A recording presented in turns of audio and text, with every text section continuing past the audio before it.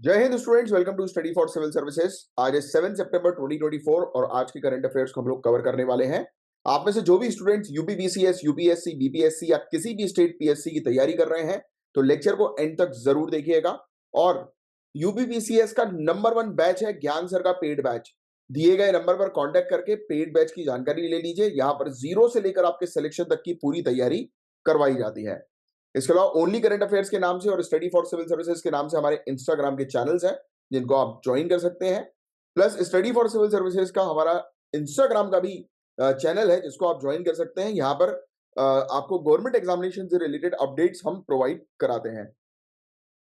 और आगे बढ़ने से पहले मैं आपको आज के टॉपिक्स बताऊंगा कि कौन से टॉपिक्स हैं जो आज हम लोग कवर करने वाले हैं। बहुत ज्यादा important topic 23rd law commission, 23rd विधि आयोग के बारे में हम लोग चर्चा करेंगे। बहुत इंपॉर्टेंट है, एग्जाम में आता ही आता है इससे रिलेटेड क्वेश्चन। LGBTQI+, कोई मेरे नीचे कमेंट बॉक्स पर इसका फुल फॉर्म बता सकता है? अभी के अभी वीडियो को पॉज करो, कमेंट पर फुल फॉर्म बताओ। तो LGBTQ कम्युनिटी जो है उनके अधिकार को लेकर सरकार क्या प्रयास कर रही है उससे रिलेटेड बहुत अच्छा आर्टिकल है जिसको हम लोग डिस्कस करेंगे। एडल्ट लिटरेसी अंडर NILP के अंडर हम लोग को एडल्ट लिटरेसी देखने को मिल रही है, इसको लेकर भी काफी इंपॉर्टेंट टॉपिक है। सुप्रीम कोर्ट जो है उन्होंने ओपन प्रिजन को लेकर कुछ बातें कही है, तो क्या है ये ओपन प्रिजन, किस तरीके से ये हेल्प करेगा, तो उसके बारे में हम चर्चा करेंगे। क्रूड ऑयल के इंपोर्ट के बारे में तो हम पहले भी कई बार चर्चा कर चुके हैं कि कच्चे तेल को जो है वो हम इंपोर्ट करा रहे हैं, तो उस पर अभी शिफ्ट देखने को मिल रहा है थोड़ा सा, तो इस पर हम लोग जो है वो बात करेंगे। चलिए पेन और पेपर लेकर बैठिए, जो भी इंपॉर्टेंट चीजें होंगी वो मैं आपको बताऊंगा जिसको आपको नोट डाउन करना है। और आगे बढ़ने से पहले मैं सभी लोगों को गणेश चतुर्थी की हार्दिक हार्दिक बधाई जो है वो देना चाहता हूं। भगवान गणेश जो है वो आपको ब्लेसिंग्स दें और जल्दी जल्दी आप अपने एग्जाम को क्वालिफाई करके जो भी आप ड्रीम जॉब चाहते हैं वो जॉब जो है वो आपको मिल जाए। तो यही मैं दुआ करता हूं हमारे प्यारे से गणेश जी से। सो गणपति बप्पा मोरिया से हम लोग जो है वो शुरुआत करते हैं आज के सेशन की। तो 23rd लॉ कमीशन के बारे में यहां पर जो है वो बात हो रही है। तो बहुत इंपॉर्टेंट टॉपिक, बहुत ध्यान सुनना, लिख लो टाइटल 23rd लॉ कमीशन, 23वां विधि आयोग, लिख लो। ये रिसेंटली सेटअप हुआ है 23rd लॉ कमीशन। कभी कभी आ सकता है कि अभी रिसेंटली जो लेटेस्ट लॉ कमीशन है, विधि आयोग है, वो कौन सा वाला है, तो 23rd है ये, राइट। और 3 साल के लिए हम लोग को ये देखने को मिल रहा है। लिख लो, टर्म इसका टेन्योर 3 इयर्स का होता है। 1 सितंबर 2024 से लेकर 31 अगस्त 2027 तक ये रहेगा। लिख लेना, ये पूरी चीज लिख लेना। अब इससे पहले जो 22nd लॉ कमीशन ने जो चीज बनाई है, यानी कि जो जिन चीजों पर काम किया है उसी को जो है वो कंटिन्यू किया जाएगा और फोकस जो है वो और भी बेहतर तरीके से किया जाएगा लीगल रिफॉर्म्स के ऊपर, कानूनी सुधार के ऊपर। अब देखो, ये लिखना नहीं है कानूनी सुधार, क्योंकि नाम से समझ में आ रहा है भाई विधि आयोग है, लॉ कमीशन है, तो वो कानून के सुधार पर ही तो काम करेगा नहीं कमीशन, और इस चीज पे तो काम करेगा नहीं ऑब्वियसली। ठीक है। डीपीएसपी पर इन लोग मेनली जो है फोकस कर रहे हैं। जो हम लोग को ये राजनीति के निर्देशक सिद्धांत जो देखने को मिलता है ना, directive principle of state policy, को मेरे कमेंट बॉक्स में लिखकर बताओ directive principle of state policy किस आर्टिकल से किस आर्टिकल तक आता है, कौन से अनुच्छेद से कौन से अनुच्छेद तक भारतीय संविधान, इंडियन कॉन्स्टिट्यूशन में देखने को मिलता है। बहुत बेसिक क्वेश्चन पूछा है जो पॉलिटी में देखने को मिलता है और बहुत इंपॉर्टेंट है। नेक्स्ट, ये कमीशन का बहुत ज्यादा इंपॉर्टेंट रोल रहेगा कि पहले तो ये जांच करेंगे भाई कि अभी आज की डेट में जो कानून है वो सही है कि नहीं, कहीं उस पर सुधार की आवश्यकता तो नहीं है। ये बहुत बेसिक सी चीजें, लिखने की जरूरत नहीं है। ये आपको नाम से ये भी समझ में आ जाना चाहिए कि भाई इसका काम क्या होता है, राइट। तो हर चीज लिखना नहीं है, हर चीज के नोट्स नहीं बनाने हैं। तो आपको पता है ऑलरेडी कि भाई ये कानून की जांच करेगा, सुधार होगा तो सुधार के बारे में बताएगा। कोई भी प्रॉब्लम जैसे चल रही है ग्लोबलाइजेशन के इम्पैक्ट को लेकर, यानी कि पूरे दुनिया भर में हम जो व्यापार कर रहे हैं उसके इम्पैक्ट को लेकर कोई मतलब कानूनी बाधाएं आ रही है तो उसको सुधार करने की कोशिश करेगा। फूड सिक्योरिटी पर काम करेगा कि सप्लाई चेन बरकरार रहे। अनएम्प्लॉयमेंट की प्रॉब्लम रिजॉल्व करने पर अपना रिकमेंडेशन देगा कि कानूनी तौर पर कैसे बेरोजगारी की प्रॉब्लम जो है वो रिजॉल्व किया जाए। जो पिछड़ा वर्ग जो हम लोग को देखने को मिलता है, मार्जिनलाइज कम्युनिटी देखने को मिलती है, उनके हित, उनके अधिकार पर जो है वो रिकमेंडेशन देंगे। बस ये सब इसके मेन काम होते हैं लॉ कमीशन के। आइए, तो 23rd लॉ कमीशन जो है उनके कुछ इंपॉर्टेंट फंक्शंस के बारे में और हम लोग बात करें तो 23rd लॉ कमीशन का ऑब्जेक्टिव यही है कि ये देखना कि भाई जो कानून है, राइट, उसको हटाना है कि उसको कंटिन्यू रखना है या उसमें और सुधार करना है, बस ये चीज बताएगा। ये इंश्योर करता है कि लीगल फ्रेमवर्क प्रॉपर तरीके से चलता रहे, राइट, बरकरार रहे। फिर वो काफी सारे डायरेक्टिव प्रिंसिपल पर अभी ये जांच करेंगे। बस ये चीज आपको बेसिकली पता होनी चाहिए, मेनली इस पर फोकस करेंगे ये लोग। गोल जो है वो यही है कि सुधार के बारे में बताएंगे कि भाई किसी मतलब हमारे मतलब कुछ जो संविधान के अकॉर्डिंग कानून बन रहे हैं कि नहीं बन रहे, कोई प्रॉब्लम्स तो नहीं चल रही, तो उन सब चीजों पर काम करेंगे, कानून को और बेहतर और मजबूत बनाने पर फोकस किया जाएगा, बस और कुछ नहीं है इसके अंदर। फिर कमीशन जो है वो रिव्यू करेगा जुडिशियल एडमिनिस्ट्रेशन सिस्टम को भी, राइट, जिससे कि और मतलब जो डिमांड जो आज की रेट में वो फुलफिल की जा सके, राइट। जो बढ़ते हुए जैसे अब आईटी सेक्टर ही देख लो आप, राइट, कम्युनिकेशन सेक्टर देख लो, डिजिटल सेक्टर देख लो, कितनी तेजी से बढ़ रहा है, तो उसको रेगुलेट करने के लिए कानून की आवश्यकता है, तो ये सब रिकमेंडेशन देंगी ये, ठीक है। ये कोशिश कर रहे हैं कि भाई किसी प्रकार से कोर्ट कचहरी में डिलेज ना हो, राइट, हाई कोर्ट के नियम जो है उसको सिंप्लीफाई कर दिए जाए और प्रॉपर तरीके से केस जो है वो मैनेज हो सके, राइट, मतलब चलता रहे, प्रॉपर मैनेजमेंट हो कोर्ट के अंदर, बस यही सब चीजें हैं। अब इसके स्ट्रक्चर और कंपोजिशन देख लो आप, बस ये लिखना जरूरी है। तो लॉ कमीशन के अंदर हम लोग को एक चेयरमैन देखने को मिलते हैं और 4 फुल टाइम मेंबर्स देखने को मिलते हैं, एक फुल टाइम चेयरमैन 4+1, ठीक है। प्लस इसमें एक्स ऑफिशियो मेंबर भी होते हैं लीगल अफेयर्स के और लेजिस्लेटिव डिपार्टमेंट के, यानी कि कुछ और मेंबर्स को भी शामिल किया जाता है एक्सपर्ट एडवाइस के लिए। 5 पार्ट टाइम मेंबर्स तक जो है वो रखे जा सकते हैं, ये लिख सकते हैं आप। और ऑल्दो गवर्नमेंट जो है अभी तक इन्होंने मतलब अपॉइंट नहीं किया, अपॉइंट करेंगे। आपको तो 4+1 ध्यान में रखना है, लॉ कमीशन में मेनली यही पूछा जाएगा कि इसमें कितने मेंबर्स होते हैं, तो 4+1 की ये बॉडी होती है, 4 मेंबर और एक चेयरमैन हम लोग को देखने को मिलता है।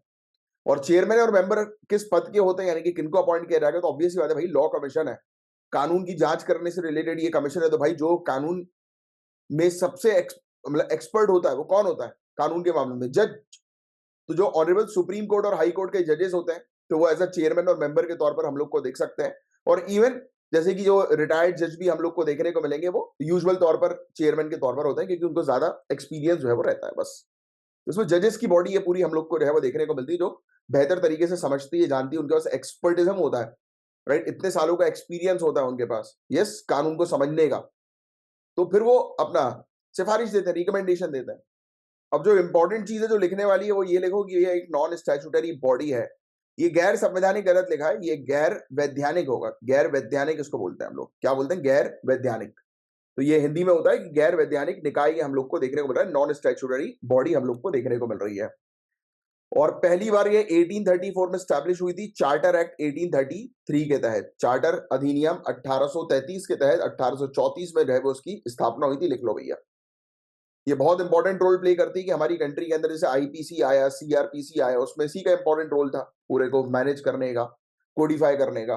इंडिपेंडेंस के बाद अभी तक 23 ऐसे लॉ कमीशन जो है वो अपॉइंट किए जा चुके हैं, 3 साल का इनका टर्म हम लोग को देखने को मिलता है, ये चीज मैंने आपको ऑलरेडी लिखवा दी है। 22वां लॉ कमीशन जो है वो 31 अगस्त 2024 को खत्म हो गया और इसने बहुत सारी रिपोर्ट्स दी, यूनिफॉर्म सिविल कोड जैसे इसने और साइमल्टेनियस इलेक्शन जैसे इसने रिकमेंडेशन जो है वो अपनी रिपोर्ट में शामिल किए। ऑल्दो ये सब रिपोर्ट जो है वो सबमिट नहीं हुई इसके सबमिशन से, मतलब इसके खत्म होने से पहले 22वें कमीशन के टर्म के। और एक्सपेक्टेड ये है कि 23rd लॉ कमीशन उन्हीं के काम को जो है वो कंटिन्यू रखेंगी और रिपोर्ट फिर फाइनली सबमिट करेंगी। मेरे कमेंट बॉक्स में लिखकर बता सकते हो कि ये अपनी रिपोर्ट किसको सौंपते हैं, ये बॉडी अपनी रिपोर्ट जो है वो किसको सौंपेगी।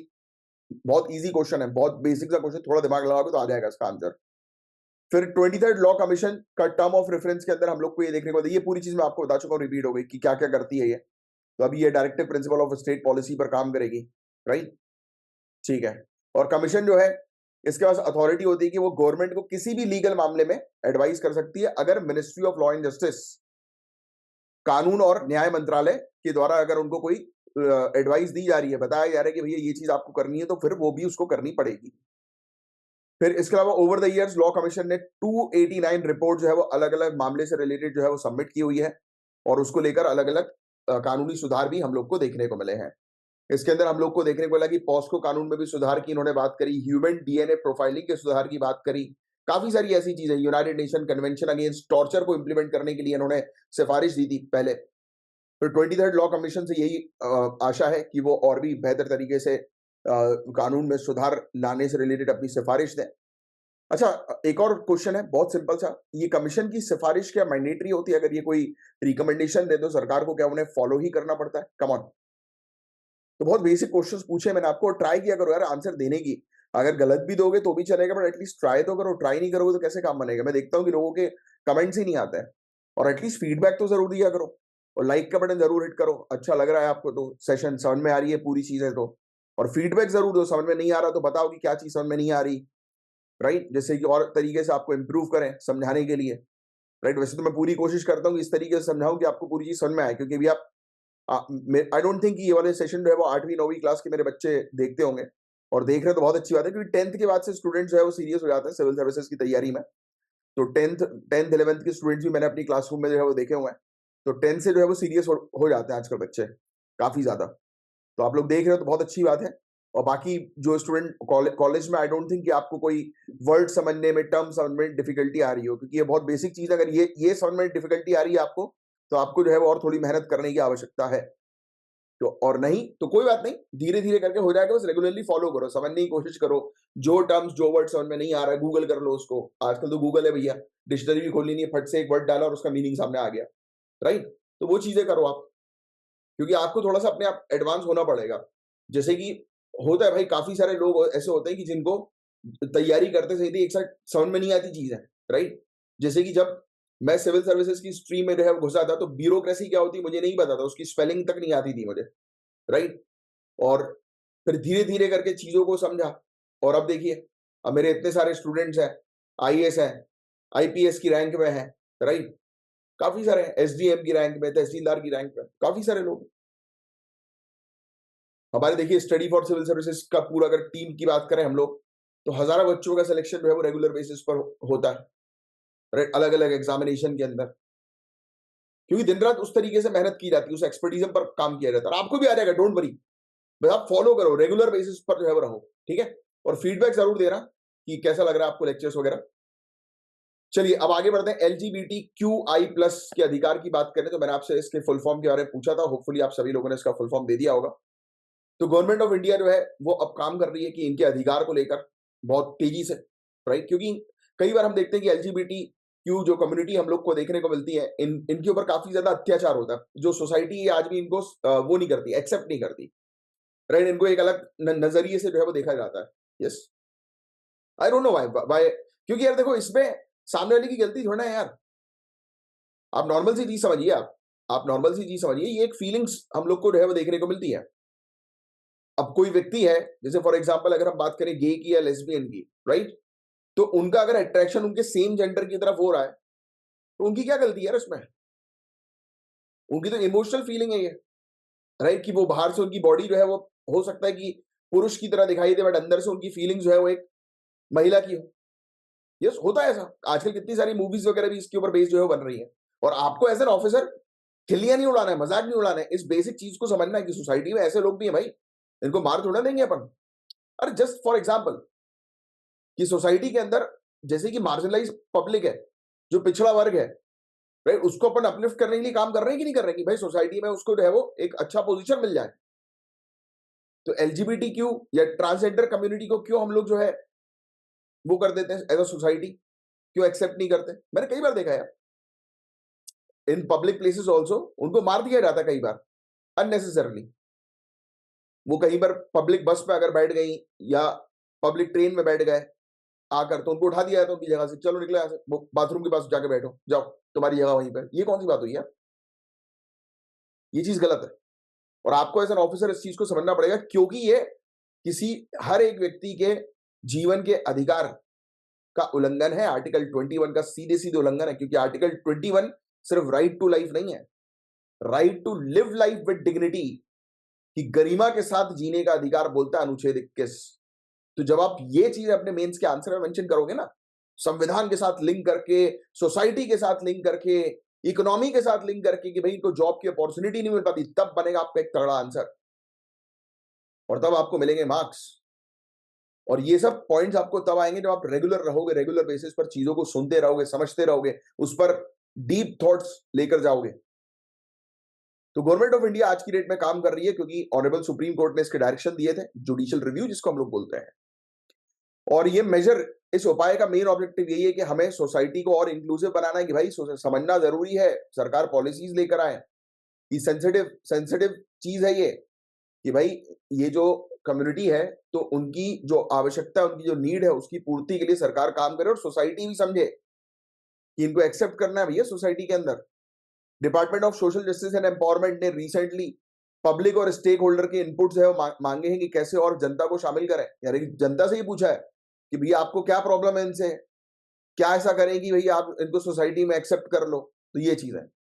सुप्रीम कोर्ट के डायरेक्शंस कुछ थे। तो पहली चीज तो ऑनरेबल सुप्रीम कोर्ट का 2023 का एक जजमेंट था, जिसमें सबसे पहली चीज तो इन्होंने रिकॉग्नाइज किया सेम सेक्स मैरिज, और ये कहा कि भैया आप एलजीबीटी क्यूआईए प्लस कम्युनिटी जो हम लोग को देखने को मिलती है, तो एक पर्टिकुलर एरिया के अंदर जहां पर वो भेदभाव फेस कर रही हैं, तो ऐसा ना हो, और सेम सेक्स मैरिज जो है वो उसको इन्होंने रिकॉग्नाइज कर लिया। अच्छा, मेरा एक सिंपल सा क्वेश्चन, क्या हमारी कंट्री में सेम सेक्स मैरिज रजिस्टर हो सकती हैं? यस और नो?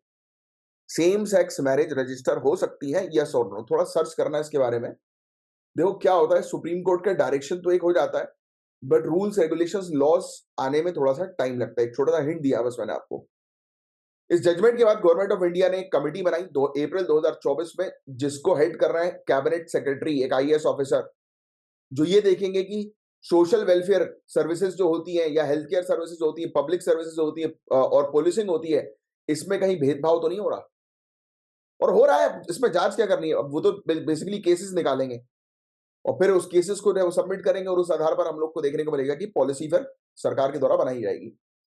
और एक सब कमेटी भी हम लोग को होम सेक्रेटरी के अंदर देखने को मिल रही है, जो कि ये देखेंगे कि सरकार प्रॉपर तरीके से उपाय ले रही है कि नहीं ले रही है एलजीबीटी क्यूआईए प्लस कम्युनिटी को सोसाइटी में इंक्लूड करने के लिए। फिर department of food and public distribution ने एडवाइस किया राज्यों को, यूनियन टेरिटरीज को, कि भैया आप जो ऑब्वियस बात है कि अब राशन कार्ड जो है, अगर सेम हाउस होल्ड में हमें देखने को मिल रहा है कि कोई एक व्यक्ति है, यानी कि घर के अंदर कोई एक व्यक्ति है जो एलजीबीटी क्यूआईए प्लस कम्युनिटी का है, तो उसके साथ जो भेदभाव होता है, उसको जो है वो राशन नहीं प्रोवाइड किया जाता। कई बार ऐसी स्थिति जो है वो आ जाती है। कई बार फेयर शॉप प्राइस वाले जो राशन डिस्ट्रीब्यूट करते हैं, वितरित करते हैं, वो इनको हटा देते हैं कि भैया हटो, है ना। तो वो ऐसी स्थिति में ये चीज जो है वो कही जा रही है कि उसको ठीक करो। उपाय जो है वो बताएगा कि भाई आपको क्या उपाय जो है वो लेना है, राइट। रिलेशनशिप मतलब किसी प्रकार का डिस्क्रिमिनेशन, भेदभाव जो है वो नहीं होना चाहिए राशन कार्ड इशू करते समय भी। कई बार राशन कार्ड इशू करते समय होता है, कई बार फेयर प्राइस शॉप में होता है, राशन कार्ड इशू करते समय पूछ रहे हैं कि भाई मेल है या फीमेल है, बट उनका पहनावा जो है वो लिखवा रहे हैं मेल, और पहनावा जो है वो फीमेल जैसा है। तो कई बार इशू नहीं होता, बोलते नहीं नहीं हटो हटो, नहीं करेंगे, राइट। और फिर घर में कलेश होता है, मारपीट होती है। फिर डिपार्टमेंट ऑफ फाइनेंशियल सर्विस ने कंफर्म किया कि क्यूयर इंडिविजुअल, यानी कि जो ट्रांसजेंडर जो होते हैं वो, और या फिर एलजीबीटी क्यूआईए प्लस कम्युनिटी के, हर बार इसको ट्रांसजेंडर नहीं बोल सकते हम लोग, एलजीबीटी क्यूआईए प्लस ही कहना सही होता है, उसमें सभी कुछ इंक्लूडेड रहता है। तो उनको, अगर वो जॉइंट बैंक अकाउंट ओपन करा रहे हैं या पार्टनर्स को नॉमिनेट कर रहे हैं अपने क्यूर रिलेशनशिप के, राइट, अकाउंट बैलेंस रिसीव करने के लिए in the event of account holder death, तो उनके उनके साथ किसी प्रकार का उनको रिस्ट्रिक्ट ना किया जाए। मतलब अगर कोई व्यक्ति की डेथ हो जाती, किसी का बैंक अकाउंट है, और उसने अगर किसी को नॉमिनेट करके रखा, और वो व्यक्ति अगर आकर पैसा निकाल रहा है और वो एलजीबीटी क्यूआईए प्लस कम्युनिटी के हैं, तो उनके साथ भेदभाव नहीं करना है। ये बैंक को भी कह दिया है। हेल्थ केयर इनिशिएटिव के लिए ministry of health and family welfare ने बहुत सारे इनिशिएटिव्स लिए। इसमें ये कहा कि कन्वर्जन थेरेपी को प्रोहिबिट करने की बात हुई, प्लानिंग अवेयरनेस एक्टिविटीज की बात हुई, और इंश्योर करने की बात हुई कि सेक्स रीअसाइनमेंट सर्जरी जो है वो अवेलेबल करवाई जाए। देखो सबसे पहली चीज तो हम लोग को देखने को मिलता है कि जैसा व्यक्ति है उसको वैसा एक्सेप्ट करे सोसाइटी। कई बार एलजीबीटी क्यूआईए प्लस वाली कम्युनिटी जो होती है, वो समाज के शर्म और डर के कारण अपना सेक्स वो करवा लेती है, कन्वर्ट जो है वो करवा लेती है, राइट। आपको पता होगा मेल जो है वो फीमेल की बॉडी, मतलब फीमेल जो है बन जाता है, आजकल पॉसिबल है सर्जरी वगैरह के थ्रू, तो वो सर्जरी करवा लेती है और दूसरे शहर में शिफ्ट हो जाती है, राइट। तो ऐसी स्थिति भी हमें देखने को मिलती है। एक वो आयुष्मान खुराना की एक पिक्चर है, वो इसी के ऊपर बेस्ड है, राइट। देखना कभी मौका मिले तो, बाकी फ्री टाइम में ऐसा नहीं आप, और वैसे भी आई नो आप लोग के पास फ्री टाइम तो directorate general of health services ने एक लेटर इशू किया स्टेट हेल्थ डिपार्टमेंट को। ये कहा कि भाई किसी प्रकार का भेदभाव नहीं होना चाहिए और इक्वली ट्रीट करो एलजीबीटी क्यूआई प्लस कम्युनिटी को, क्यूआईए प्लस कम्युनिटी। गाइडलाइंस बनाई गई कि भाई जो छोटा बच्चा है, चिल्ड्रन है, जिसमें इंटरसेक्स कंडीशन हो रही है, राइट, जिसकी मतलब कि ट्रांसजेंडर वाली स्थिति नजर आ रही है, तो इंश्योर किया जाए कि उसका नॉर्मल लाइफ के तौर पर उसका ट्रीटमेंट हो, राइट। और मिनिस्ट्री जो है वो भी काम कर रही है कि एड्रेस किया जाए मेंटल हेल्थ को और वेलबींग स्पेसिफिक को क्यूर कम्युनिटी के लोगों में, राइट। यानी कि मानसिक तनाव जो है वो किसी प्रकार का ना दिया जाए, कि वो टेंशन में ना रहे कि पता लगे किसी पर्पस के लिए हॉस्पिटल में लाया गया उनको, और उनको डर ये ना रहे कि भाई हॉस्पिटल के अंदर उनको मार ना डाला जाए या उनका इलाज ढंग से ना किया जाए। जैसे एक और मूवी है सुष्मिता सेन की, वेब सीरीज है शायद वो, राइट? तो उसमें भी ऐसे ही था कि एक हॉस्पिटल में जो है वो एक एलजीबीटीक्यूआई ट्रांसजेंडर कम्युनिटी की एक महिला थी, तो उनको स्ट्रेचर तक नहीं दिया गया और उनको जमीन में जो फेंक दिया था, मतलब डेड बॉडी को उनकी, राइट? ये देखते हुए कि अरे ये तो अलग कम्युनिटी की है, तो इसको स्ट्रेचर नहीं देंगे। तब सुष्मिता सेन ने बोला कि उसको भी जैसे दूसरों को इज्जत मिल रही है वैसी उसको भी इज्जत मिले, और ये ट्रू लाइफ के ऊपर बेस्ड एक वेब सीरीज थी। क्या होता है कि काफी सारी मूवीज वेब सीरीज जो होती है ना, ये काफी सारी चीजें सिखाती है। लोग सिर्फ इसको एंटरटेनमेंट के तौर पर देखते हैं, पर जब आप किसी भी चीज को देखो, मैं तो आपको बोल रहा हूँ, कोई लाइफ का इंसिडेंट ही आप देखो, तो कभी भी आप उसको सिर्फ एंटरटेन के तौर पर या सिर्फ ऐसे ही देख लिया उस तौर पर मत देखा करो। एक ऑफिसर की तरह देखा करो चीजों को, तब आपको चीजें क्लैरिटी होगी दिमाग में, दिमाग फिर उस तरीके से चलेगा। क्योंकि हमेशा एक ऑफिसर हर जगह एक्टिव रहता है, उसका दिमाग हर जगह एक्टिव रहता है, और उसकी थिंकिंग को चेंज कर नहीं सकते। क्योंकि गेम यहाँ पर सिर्फ पढ़ने का नहीं है। सिविल सर्विसेज एग्जामिनेशन के अंदर पढ़ने का होता तो आईआईटीएनसी एग्जामिनेशन क्रैक कर रहे होते, या यूपीएससी ने या पीएससी ने अपने नोटिफिकेशन में लिख दिया होता कि भाई जिसके 99+% है वही आइएगा, वरना आने की जरूरत नहीं है। बट ऐसा नहीं है। इस एग्जाम को क्वालिफाई करने के लिए चाहिए वो माइंडसेट ऑफिसर लाइक, और जो डेवलप हो सकता है। मिनिस्ट्री ऑफ होम अफेयर्स ने इशू किया एडवाइजरी सभी स्टेट्स और यूटी को कि भाई किसी भी प्रकार से अगर कोई किसी कैदी को देखने के लिए आ रहे हैं, जो बोलते हैं ना प्रिजन विजिटेशन, अधिकार इनको भी मिले कि अगर उनका कोई कैदी है अंदर तो उनको अलाउ किया जाए कि अंदर जाकर वो मिल सके। ठीक है, बस और कुछ नहीं है। इनके साथ किसी प्रकार का वायलेंस नहीं होना चाहिए, हरासमेंट नहीं होना चाहिए। तो इन सब चीजों के लिए को लेकर भी एडवाइस जो है वो जारी की गई। और भी कुछ मेजर्स हम लोग को देखने को मिल रहा है। नेशनल पोर्टल बनाया गया ट्रांसजेंडर पर्सन के लिए, राइट? एक राष्ट्रीय पोर्टल वेबसाइट बनाई गई। तो ये बेसिकली अलग अलग सर्विस ट्रांसजेंडर इंडिविजुअल्स की प्रोवाइड कराती है। गरिमा गृह एक हम लोग को देखने को, ये लिख लेना, ये इंपॉर्टेंट है। ये शेल्टर होम स्कीम हम लोग को ट्रांसजेंडर पर्सन के लिए है। फिर एक कानून लाया गया transgender person protection of rights rules 2020।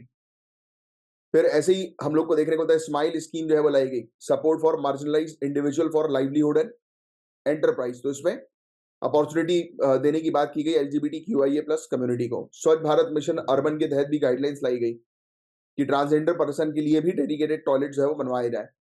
Ayushman Bharat TG plus card, ये बेसिकली ट्रांसजेंडर कम्युनिटी को जो है वो अलाउ करता है कि वो 50 फ्री हेल्थ फैसिलिटीज ले सकते हैं, और लिंक स्माइल स्कीम के साथ इसको जो है वो लिंक कर दिया गया था।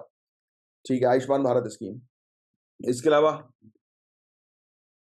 2000 अभी जो 21 का सेंसस जो हम लोग को देखने को मिलेगा, जो अभी तक हुआ नहीं, आपको पता होगा, तो इसमें भी जेंडर वाले कॉलम में मेल फीमेल और अदर्स वाला ऑप्शन जो है वो ऐड करने की बात हुई है। अब कमिटी की मीटिंग जो है वो अलग अलग ओकेशंस पर होगी। मई 2024 से हम लोग को देखने को मिल रहा है। बहुत सारे मुद्दे पर इन्होंने चर्चाएं करी, जैसे ration card, joint bank account, prison visitation rights, law enforcement measures की इन्होंने बात करी कि भाई कानून जो है वो लागू करो, राइट? जो बन चुके हैं ऑलरेडी, जो लागू नहीं हो रहे हैं। फिर सब कमेटी भी एक हम लोग को देखने को मिली, जो मैंने आपको ऑलरेडी बात कर ली इसके बारे में। ठीक है, बस और कुछ नहीं। और मतलब काफी लोगों के साथ कंसल्ट किया जाएगा, और फिर ये रिपोर्ट अपनी जो है वो सबमिट करेगी। फिर ट्रांसजेंडर कम्युनिटी और एलजीबीटी क्यूआईए प्लस कम्युनिटी के लिए, उनके अधिकार के लिए जो है वो काम होगा। तो ये चीज हम लोग को जो है वो देखने को मिल रही है। That's it. तो ये था गाइस पूरा ओवरऑल टॉपिक। उम्मीद करता हूँ पूरी चीज आपको अच्छे से क्रिस्टल क्लियर समझ में आई होगी। अब नेक्स्ट टॉपिक की तरफ आगे बढ़ते हैं। अब यहाँ पर बात हो रही है एडल्ट लिटरेसी के बारे में। तो इंडिया जो है गाइस, इसमें तो ऑलरेडी हम लोग को पता है यार, लिटरेसी की प्रॉब्लम इंडिया के अंदर ऑलरेडी है। साक्षरता की बड़ी चुनौती है, राइट? और इसमें बताया गया कि 18.12 करोड़ एडल्ट जो है वो अभी भी नॉन लिटरेट है, पढ़े लिखे नहीं है। 18.12 करोड़, सोचो आप, 18 करोड़ से ज्यादा लोग हमारी कंट्री के अंदर पढ़े लिखे नहीं है, लिखना नहीं आता उन्हें। और इतने सारे प्रोग्राम आए जैसे कि साक्षर भारत, ऐसे ऐसे प्रोग्राम है, उसके बावजूद हम लोग को देखने को मिल रहा है कि लोग पढ़ नहीं रहे। अरे पता है, कई बार ऐसा भी देखा है कि लोगों के पास व्यवस्था सब है, बट फिर भी वो जानबूझ के नहीं पढ़ रहे, सोचते कि पैसा कमा लें। भाई पैसा कमाना मुझे पता है बहुत इंपॉर्टेंट होता है, yes everyone knows that, but एक बेसिक एजुकेशन भी तो जरूरी होती है। क्योंकि बेसिक एजुकेशन नहीं होगी तो आपको कोई भी चूना लगा के चला जाएगा। मिनिस्ट्री ऑफ एजुकेशन, इन्होंने रिन्यू किया है अपना फोकस एडल्ट लिटरेसी के ऊपर अपने न्यू इंडिया लिटरेसी प्रोग्राम के through. New India literacy programme जो कि नेशनल एजुकेशन पॉलिसी 2022 के साथ अलाइन हो रहा है कि भाई जो लोग ऑलरेडी बड़े हो चुके हैं तो उनको भी अब वापस से एडमिशन दिला के पढ़ाया जाए। इसका मेन ऑब्जेक्टिव यही है कि हमें फुल लिटरेसी अचीव करना है 2030 तक। ये लिख लेना भैया, ये प्रोग्राम का नाम लिख लेना कि ये प्रोग्राम हम लोग को देखने को मिल रहा है। न्यू एजुकेशन पॉलिसी के साथ इसको लिंक कर दिया गया, मिनिस्ट्री ऑफ एजुकेशन लेकर आई है। ऑब्जेक्टिव यही है कि 2030 तक जो है सभी को पूर्ण साक्षरता हासिल करना है, फुल लिटरेसी हासिल करनी है। तो टारगेट किया गया कि 1 करोड़ लोगों को हर साल जो है वो पढ़ाया जाएगा सभी राज्यों में, सभी यूनियन टेरिटरी में। अब न्यू इंडिया लिटरेसी प्रोग्राम जो है वो हम लोग को देखने को मिलता है, जिसको हम लोग उल्लास के नाम से भी जानते हैं, understanding of life long learning for all in society. लिख लेना भैया, उल्लास, समाज में सभी के लिए आजीवन सीखने की समझ।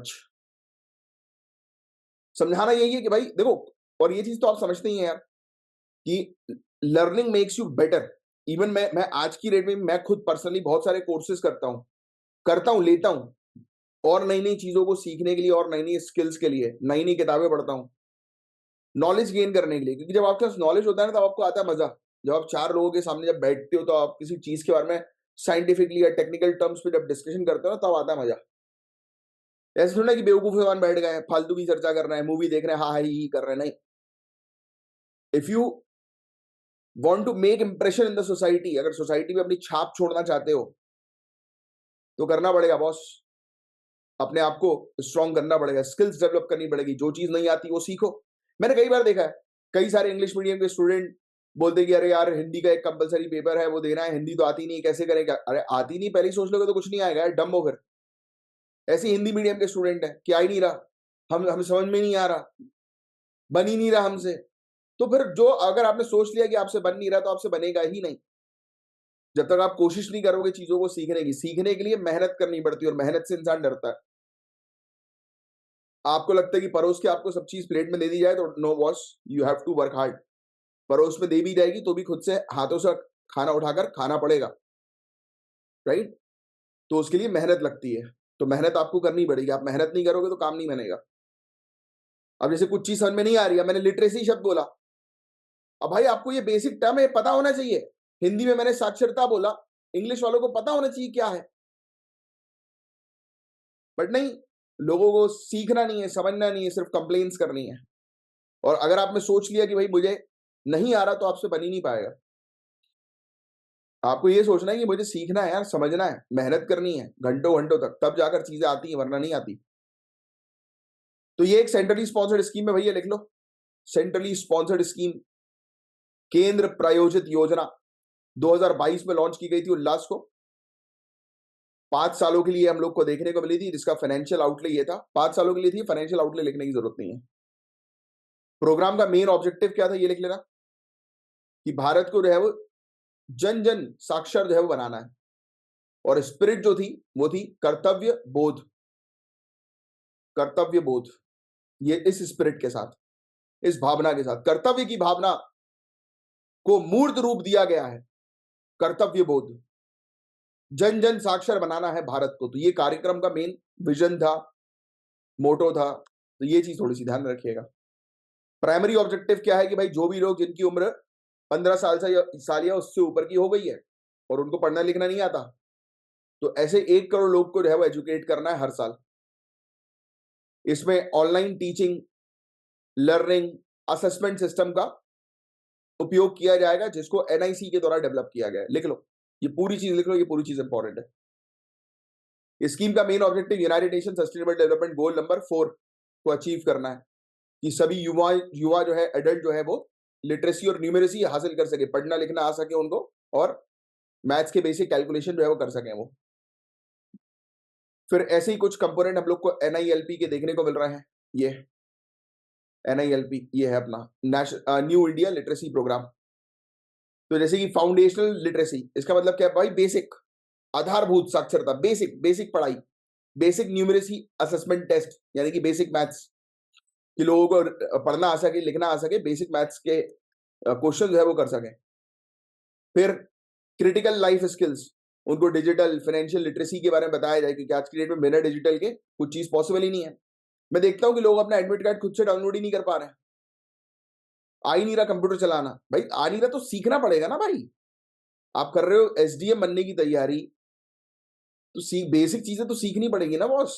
ये बेसिक चीजें नहीं सीखोगे तो फिर दूसरों को क्या सिखाओगे? तो आपको पहले खुद एक्सपर्ट बनना पड़ेगा, दूसरों को सिखाने के लिए। तो उसके लिए लगती है मेहनत। सोचोगे कि ऐसे ही हो जाएगा, तो नहीं, हलवा नहीं है।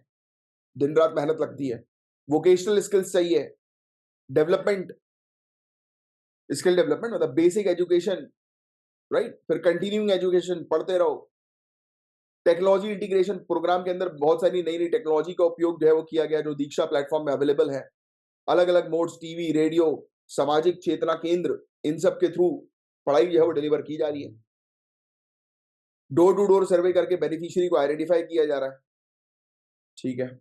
नॉन लिटरेट जो पढ़े लिखे लोग जो है वो नहीं है, वो खुद से एप्लीकेशन के थ्रू भी रजिस्टर कर सकते हैं। प्रोग्राम ये भी बोल रहा है कि नए नए वॉलंटियर साइन अप करें मोबाइल ऐप के अंदर और पढ़ाएं, हेल्प करें देश को जो है वो लिटरेट बनाने में। मिनिस्ट्री ऑफ एजुकेशन के अकॉर्डिंग लिटरेसी की डेफिनेशन क्या, लिख लो भैया, साक्षरता की डेफिनेशन। लोगों को पढ़ना आना चाहिए, लिखना आना चाहिए, और थोड़े बहुत अर्थमेटिक यानी कि मैथमेटिक्स प्रॉब्लम्स जो है वो सॉल्व कर सके। कॉम्प्रीहेंशन आना चाहिए, कोई चीज लिखी है तो भाई उसमें तर्क वितर्क जो है वो कर सके। इंग्लिश कॉम्प्रीहेंशन, हिंदी कॉम्प्रीहेंशन जैसे होता है ना वो, बस ठीक है। बस यही चीज हम लोग को देखने को मिलती है, डेफिनेशन है। कोई स्टेट और यूनियन टेरिटरी पूरी तरह से अगर लिटरेट होगी तो उसमें 95% लिटरेसी रेट उसका होना चाहिए, तभी हम उसको बोलेंगे कि हाँ भाई ये पूरी तरह से लिटरेट है। एनआईएलपी प्रोग्राम के तहत एक नॉन लिटरेट पर्सन जो है वो कंसिडर किया जाएगा लिटरेट तभी जब वो FLNAT टेस्ट जो है वो पास करेगा। FLNAT टेस्ट ये वाला, foundational literacy and numeracy assessment test, ठीक है। 2023 में 36,17,303 लोग आउट ऑफ 39,94,563 इनको प्रिपेयर करवाया गया था इस टेस्ट के लिए और उनको लिटरेट सर्टिफाई किया गया। 2024 में पास हुए थे, थोड़ा सा डिक्लाइन होकर 85.27% का हम लोग को देखने को मिला कि भाई इतने लोग पास हो रहे हैं। नहीं कि हर 100 लोगों में से आप कह सकते हो कि 8-9 लोग जो है, सॉरी 80-85 लोग जो है वो पास हो रहे हैं। 2011 के सेंसस के अंदर ये बताया गया कि करीब 25.76 करोड़ लोग हमारी कंट्री के अंदर 15 साल से ज्यादा की जिनकी उम्र है वो नॉन लिटरेट है। ये चाहो तो लिख सकते हो ये आंकड़ा, ठीक है। जेंडर डिस्पैरिटी है, मेल फीमेल के बीच में गैप है, लो लिटरेसी लेवल हम लोग को देखने को मिलता है। ड्रॉप आउट रेट्स काफी ज्यादा है, लोग एडमिशन तो ले लेते हैं पर निकल जाते हैं, छोड़ देते हैं स्कूल को। एजुकेशन अच्छी क्वालिटी की नहीं है, राइट। पैसे की दिक्कत है लोगों के पास, इसलिए भी वो स्कूल नहीं जा पा रहे। तो ये सब प्रॉब्लम जो है वो देखने को मिली। बजट का भी इशू हम लोग को जो है वो देखने को मिलता है। बजट जो है वो NILP के लिए फ्लक्चुएट होता रहा। 157 करोड़ एलोकेट किया गया 2023-24 में, फिर बाद में इसको घटाकर 100 करोड़ कर दिया। 2024-25 के अंदर अभी ये 160 करोड़ पर हम लोग को देखने को मिल रहा है, ठीक है। अब हम लोग को आगे क्या करना पड़ेगा, हमें लोकल कम्युनिटीज का सपोर्ट चाहिए, NGO, सेल्फ हेल्प ग्रुप, तो ये सब जो है वो सामने आए, सपोर्ट करें। फ्लेक्सिबल लर्निंग मोड्स जो है वो लानी पड़ेगी, ऑनलाइन कोर्सेज, वीकेंड वर्कशॉप्स, ये सब चीजें लानी पड़ेगी जिससे कि लोग की डे टू डे लाइफ जो है वो हार्म ना हो और वो अपनी एजुकेशन जो है वो कंप्लीट कर सकें, राइट। प्रमोट करना पड़ेगा पीयर टू पीयर लर्निंग, कि एक व्यक्ति ने सीखा तो वो दूसरे को सिखाए, राइट, इस तरीके की चीजें। और जो सिखा रहा है उसको जो है वो सर्टिफिकेट वगैरह दो, जो सीख रहा है उसको भी सर्टिफिकेट दो। गवर्नमेंट एजेंसी के साथ कोलैबोरेट करना पड़ेगा, प्राइवेट सेक्टर ऑर्गेनाइजेशन के साथ, इंटरनेशनल कंपनीज के साथ, एक्सपर्टीज लाने के लिए, रिसोर्सेज लाने के लिए। मॉनिटर करो समय समय पर, कि सिर्फ ऑन पेपर ही ये ना दिखाया जाए कि भाई पढ़ाया जा रहा है, एक्चुअल में भी पढ़ाया जा रहा है, वो भी होना चाहिए, राइट। तो ये चीज हम लोग को देखने को मिल रही है, जिसके बारे में आपको अच्छा आइडिया होना चाहिए। होपफुली ये पूरी चीज आपको अच्छे समझ में आई होगी। यस, अब नेक्स्ट टॉपिक की तरफ आगे बढ़ रहे हैं। अब यार आपको पता है ऑलरेडी कि हमारी जेलों में कितनी दिक्कतें हैं। जेल के अंदर जैसे फॉर एग्जाम्पल कैदियों की कैपेसिटी, जैसे एक रूम मान लेता हूं मैं, एक रूम जेल का, एक रूम मतलब एक एक प्रिजन, एक ब्लॉक, तो उसके अंदर मान लो कि 10 लोगों को रखा जा सकता है, बट उसमें रखा जा रहा है 20 लोगों को, तो ये स्थिति है। बल्कि उससे ज्यादा लोगों को रखा जा रहा है, तो बहुत बुरी स्थिति है, प्रॉपर मैनेजमेंट हो नहीं पा रहा। काफी सारे केसेस, काफी सारी शिकायतें जो है वो इस प्रकार से अलग अलग राज्यों में आ रही हैं कि राज्य जो है वो सही तरीके से मैनेज नहीं कर पा रही है जेलों को। तो इसलिए honourable supreme court of India ने अभी डायरेक्शन जारी की है काफी सारे राज्यों और यूनियन टेरिटरीज को, और कहा कि भैया आप डिटेल्स भेजो हमें कि आपके यहाँ पर ओपन प्रिजन का कॉन्सेप्ट आप किस तरीके से लागू कर रहे हो। तो हम आज के टॉपिक में समझेंगे कि ये ओपन प्रिजन है क्या। बहुत इजी सा टॉपिक है गाइस, बहुत सिंपल सा, समझना जरूरी है। ओपन प्रिजन पता है आपको क्या होगा, जैसे कि कुछ ऐसे कैदी होते हैं जिन्होंने छोटे मोटे अपराध किए हैं, उन्हें जेल का प्रॉपर मैनेजमेंट करने के लिए उनको जेल से बाहर भेजा जाएगा। यस, बिल्कुल आप सही सुन रहे हो। ओपन प्रिजन जो है वो इस प्रकार की फैसिलिटी प्रोवाइड कराता है कि हमें देखने को मिलेगा कि जिसमें कैदी जो है उनको बाहर काम करने के लिए भेजा जाएगा जेल से दिन के समय पर, और शाम के समय पर जो है वो उनको वापस लाया जाएगा, राइट, जिससे कि प्रॉपर तरीके से वो कम्युनिटी से भी एंगेज हो और उनका साइकोलॉजिकल स्ट्रेस भी थोड़ा सा कम हो। बट डर, अब ऑब्वियस सी बात है, इनको बाहर भेजा जाएगा किसी जगह पर काम करने के लिए, तो ऑब्वियस सी बात है कि निगरानी में ही रखा जाएगा इन सभी लोगों को। ऐसा नहीं है कि बिल्कुल एकदम खुला छूट गया, वो अपनी मर्जी से जा रहे हैं, अपनी मर्जी से आ रहे हैं, ऐसा नहीं होगा। ये बेसिकली इसलिए हुआ है कि जेल के अंदर जो बर्डन है क्राउड का वो थोड़ा सा रिलैक्स हो, रिड्यूस हो, राइट, और प्रॉपर तरीके से जेल का मैनेजमेंट हो सके। तो कोर्ट का डायरेक्शन यही है राज्यों को और यूनियन टेरिटरीज को कि वो अपना रिस्पॉन्स 4 हफ्तों के अंदर सबमिट करें, और वार्निंग दी गई है कि अगर आप ऐसा नहीं करोगे, राइट, तो आपके चीफ सेक्रेटरी को जो है वो बुलवाया जाएगा आपके राज्य से या यूनियन टेरिटरी से, राइट, आपको फिर पेश होना पड़ेगा कोर्ट के सामने नहीं करने पर, नहीं सबमिट करने पर। कोर्ट ने हाईलाइट ये किया है कि बहुत सारे डायरेक्शन पहले भी दिए जा चुके हैं काफी सारी राज्य और यूनियन टेरिटरी में, जिसमें दिल्ली, हिमाचल प्रदेश, मध्य प्रदेश, पंजाब इन्वॉल्व हैं, जिन्होंने अभी तक इन्फॉर्मेशन प्रोवाइड नहीं करी है। अब इस बार नहीं करोगे तो चीफ सेक्रेटरी को स्वयं आना आना पड़ेगा कोर्ट के सामने, सुप्रीम कोर्ट के सामने, और जवाब देना पड़ेगा।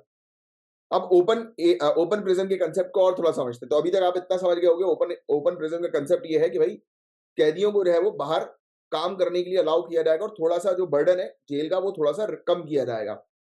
तो ओपन प्रिजन भी जो है वो एक आप कह सकते हो कि सुधारात्मक केंद्र हम लोग को देखने को मिलता है, करेक्शनल फैसिलिटीज है, जिसमें बड़ी बड़ी दीवारें नहीं होंगी, वायर्स नहीं होंगे, आर्म्ड गार्ड्स जो है वो नहीं होंगे जनरली, है ना। ये प्रिजन जो है वो मेनली हमें देखने को मिलेगा कि ये जो कैदी जो होते हैं वो सेल्फ डिसिप्लिन जो है वो सीखें और कम्युनिटी के साथ अच्छा व्यवहार करें, यानी कि बाहर की दुनिया के साथ अच्छा व्यवहार करें।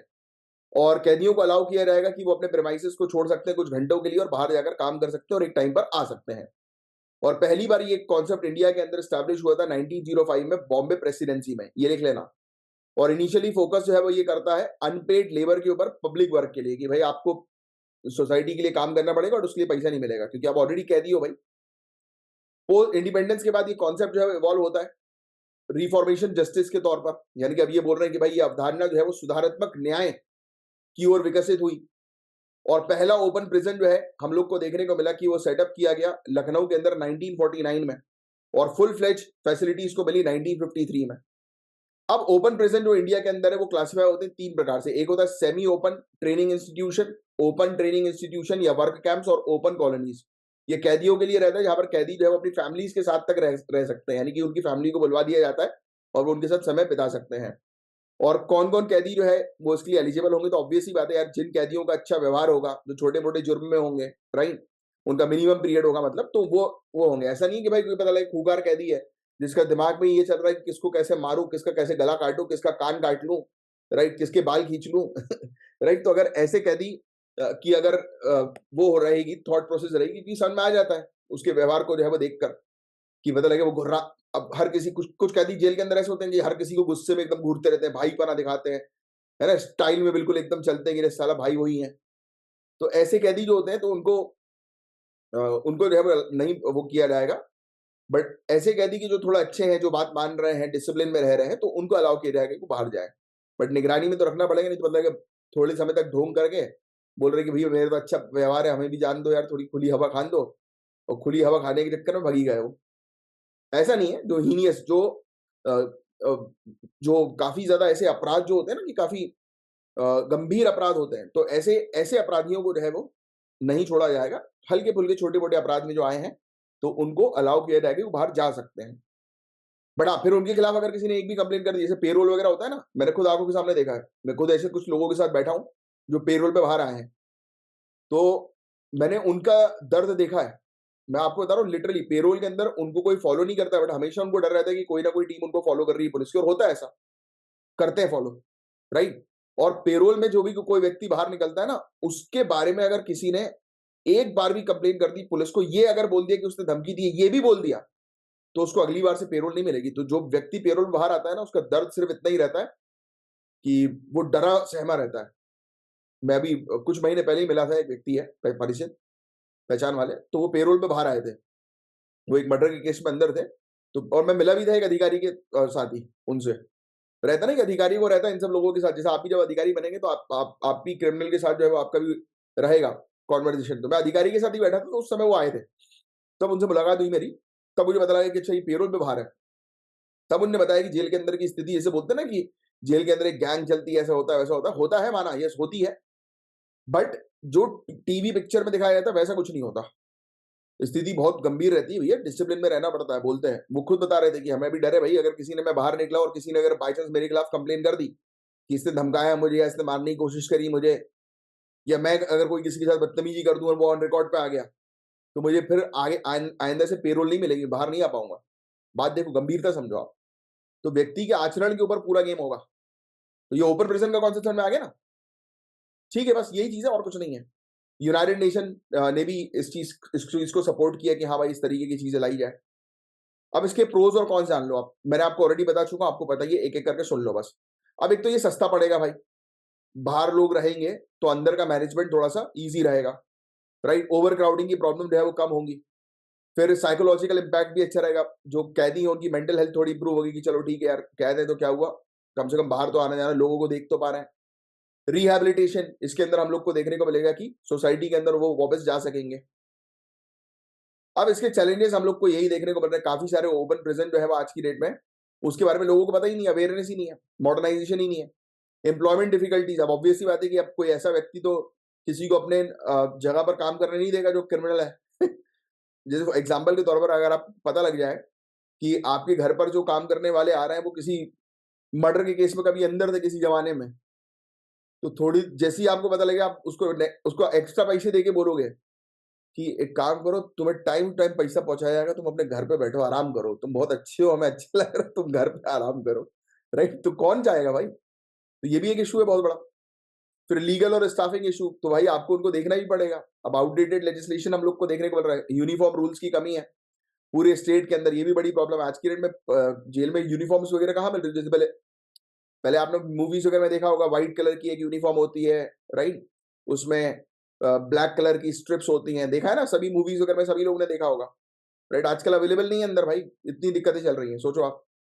फिर आपको स्टाफ बढ़ाना पड़ेगा इनकी निगरानी के लिए कि कौन कहाँ जा रहा है, क्या क्या कर रहा है, तो वो सब चीजें। तो ये था ओपन प्रिजन का एक कॉन्सेप्ट जिसके बारे में एक आपको आइडिया होना चाहिए।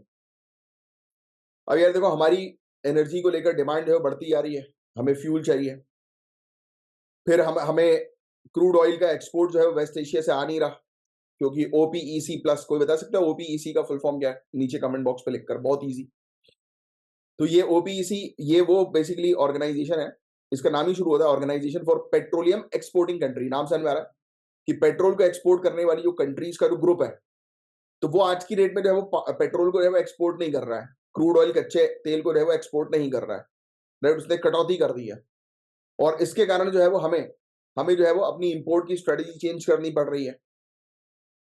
हमारा फ्यूल का कंजम्पशन जो है वो बढ़ गया है, right? 4.8 million barrel per day 2024 से 6.6 मिलियन बैरल पर डे हो जाएगा 2028 तक, लगातार बढ़ रहा है और बढ़ता रहेगा।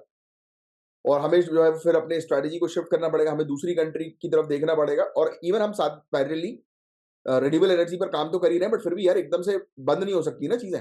एनर्जी की डिमांड तो रहेगी रहेगी, और सप्लाई अगर कम रहेगा, डिमांड बढ़ती जा रही है, तो महंगाई हो जाएगी, जिसके कारण से हमारी इकोनॉमी में दिक्कत आएगी। भाई एक फैक्टर नहीं होते, 4-5 फैक्टर्स होते हैं। अब तेल तेल अगर महंगा होगा तो जितने भी प्रोडक्ट होंगे ना, सब महंगे हो जाएंगे, क्योंकि ट्रांसपोर्टेशन के ऊपर बेस सब चीज चलती है। ये दिमाग लगाओ, ये चीज सोचो, इस नजरिए से चीजों को देखो। ये नजरिया ऑफिसर लाइक नजरिया, ये कब कब देखोगे ऐसी तरीके से चीजों को, जब, और क्विकली एकदम आना चाहिए कि जैसे टॉपिक पढ़ा और क्विकली दिमाग में ये एग्जांपल, ये दिक्कत है तो ये दिक्कत है इसके साथ जुड़ी हुई है, सबको एक साथ हैंडल करना है।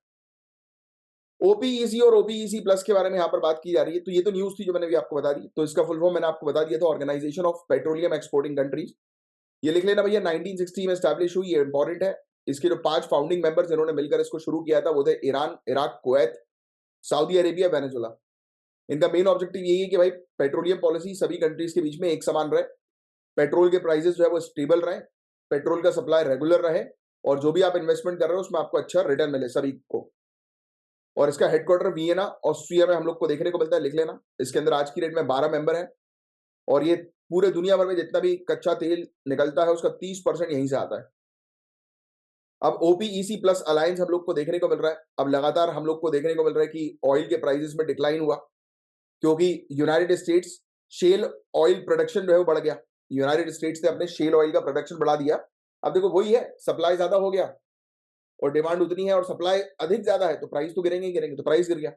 तो ओपीईसी ने 2016 में एक अलायंस क्रिएट किया था जिसमें 10 और ऑयल प्रोड्यूसिंग नेशंस को इन्होंने अपने साथ शामिल किया और ओपीईसी प्लस का एक गैंग बना लिया, ग्रुप बना लिया। मतलब आज की रेट में इसमें 22 कंट्रीज है, लिख लो। और इसमें अप्रोक्सीमेटली ये पूरे दुनिया भर में जितने भी कच्चे तेल का प्रोडक्शन होता है उसके 40% यहीं से आता है, ओपीईसी प्लस से। अब मार्केट को स्टेबल करना इनका काम हम लोग को जो है वो देखने को मिलता है। कई बार ओवर सप्लाई होता है, right. United States, Canada, Brazil, Guyana, इन सब कंट्री से जो है वो कई बार सप्लाई बहुत ज्यादा आ जाता है, तो उसके कारण इनका प्राइस इनको गिराना पड़ता है। तो ये एक इनको इशू फेस करना रहता है। फिर इसके अलावा हम लोग जो है वो ओपीईसी प्लस अगर प्रोडक्शन कट कर रहा है तो इंडिया को जो है वो दूसरी कंट्रीज की तरफ जो है वो देखना पड़ेगा, जैसे अमेरिका की तरफ देखना पड़ेगा अपने ऑयल के लिए। West Asian crude oil import जो है वो ऑलरेडी गिर गया है, हम लोग को देखने को मिल रहा है काफी ज्यादा। तो इसलिए हम लोग को रशिया से इंपोर्ट को बढ़ाना पड़ेगा। तो अमेरिका, रशिया, कनाडा, राइट, इन सब कंट्रीज की तरफ हम लोग को देखना पड़ेगा, ये सब नॉन ओपीईसी प्लस कंट्रीज की तरफ। बस यही चीज और कुछ नहीं है इसमें। और इंडिया का फ्यूल का कंजम्पशन बढ़ना ही है, आप जानते ही हो, ये सब लिखने की आवश्यकता नहीं, आपको ऑलरेडी पता ही है। हम लोग को रिफाइनिंग कैपेसिटी भी जो है अपनी बढ़ानी है, राइट। कच्चे तेल को भाई उपयोग में लाने के लिए रिफाइन करना पड़ता है ना, तो उस कैपेसिटी को भी बढ़ाना जरूरी है। इंडिया का एनर्जी सेक्टर काफी सारे चैलेंजेस जो है फेस करे। तो हम लोग इंपोर्ट के ऊपर डिपेंडेंट, क्या करें, हमारे यहाँ पे तेल की व्यवस्था नहीं है ना भाई, तो इंपोर्ट के ऊपर डिपेंडेंट होना ही पड़ेगा। बट हाँ, हमारे पास रिन्यूएबल एनर्जी की अच्छी व्यवस्था है, आने वाला समय आने तो दो। 2040-45 के बाद देखना इंडिया जो है वो रिन्यूएबल सेक्टर में भी लीड करेगी। इस पर काम चल रहा है लगातार और काफी तेजी से। डोमेस्टिक प्रोडक्शन में गिरावट हम लोग को लगातार जो है वो देखने को, वो हमने जानबूझ के करी है बेसिकली। जितना जितना कुछ थोड़ा बहुत है हमारे पास, वो भी हम जानबूझ के गिरा रहे हैं, क्योंकि हम, हमारा मेजर फोकस जो है वो रिन्यूएबल एनर्जी की तरफ है, क्योंकि आने वाला समय वही है।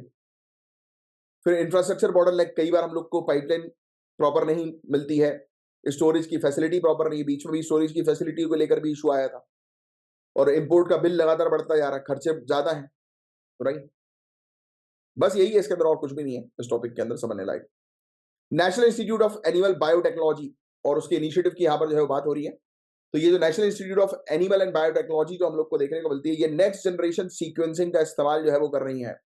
ये मॉलिक्यूलर सिग्नेचर को स्टैब्लिश करने के लिए इंडिजीनियस कैटल ब्रीड्स के, यानी कि हमारी जो देसी गाय की वैरायटी है ना, गाय की प्रजाति, देसी गाय की प्रजाति, तो उसकी ये नेक्स्ट जनरेशन सीक्वेंसिंग पर काम कर रही है।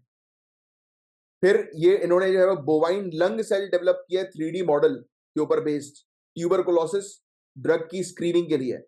अब देखो, मतलब सिंपल शब्दों में बोलूं तो आर्टिफिशियल लंग को बनाया जाएगा, जिस आर्टिफिशियल लंग में टीबी की जो बीमारी होती है उसको टेस्ट किया जाएगा, और फिर उससे बेहतर दवाई, वैक्सीन वगैरह तैयार की जाएगी, और फिर वो एक्चुअल में गायों को दी जाएगी।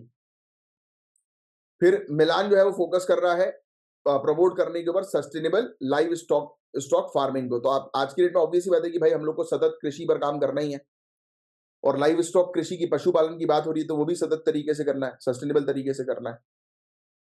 अब ये ड्रग्स और कॉस्मेटिक रूल्स 1945 के रूल नंबर 170 की बात हो रही है। तो ये रूल नंबर 170 इंट्रोड्यूस करता है कि भाई आयुर्वेदिक, सिद्ध, यूनानी मेडिसिन के एडवर्टीजमेंट के ऊपर, आपको शायद याद होगा अभी केस भी हुआ था, ये पतंजलि के ऊपर हुआ था ना, कोरोनिल, अगर मैं गलत नहीं हूं तो शायद कोरोनिल करके इन लोगों ने एक दवाई निकाल दी थी, ये क्लेम करते हुए कि कोविड-19 की दवाई है, राइट। तो उसके ऊपर लमसम केस हुआ इनके ऊपर। तो यही सब वो होता है कि आप कोई भी दवा ऐसी अगर क्लेम कर रहे हो तो भाई वाकई में उसकी प्रॉपर पुख्ता प्रॉपर्टीज होनी चाहिए, पब्लिक को नहीं तो बेवकूफ नहीं बनाना है।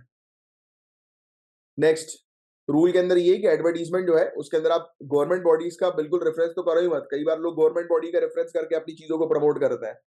जैसे वो नहीं आता, एक फ्रॉड का केस भी होता, भारत मोबाइल करके एक आया, तो लोगों को लगा था कि सबसे सस्ता मोबाइल 500 रुपए का था, आई थिंक सो। लोगों ने बहुत पैसे वगैरह दिए बट उनके पास कुछ नहीं आया। रूल नंबर 170 जो है उसके अंदर आपको लाइसेंसिंग, स्टेट लाइसेंसिंग अथॉरिटीज की आवश्यकता नहीं है कि वो सेफ्टी और इफेक्टिवनेस के क्लेम्स को मेंटेन करने के लिए ये जरूरी है कि भाई आप मैन्युफैक्चरर जो है वो कुछ डिटेल जो है वो इस एस्पेक्ट में सबमिट कर दे, ठीक है। बस यही है टॉपिक। और बायो इकोनॉमी से रिलेटेड एक क्वेश्चन है आप लोगों के लिए, ट्राई करिएगा इस क्वेश्चन का आंसर लिखने की 150 वर्ड में। अब मिलेंगे हम लोग मंडे वाले दिन, तब तक के लिए bye bye, take care, have a great day ahead, जय हिंद और happy Ganesh Chaturthi to all of you. Ganpati बप्पा मोरिया।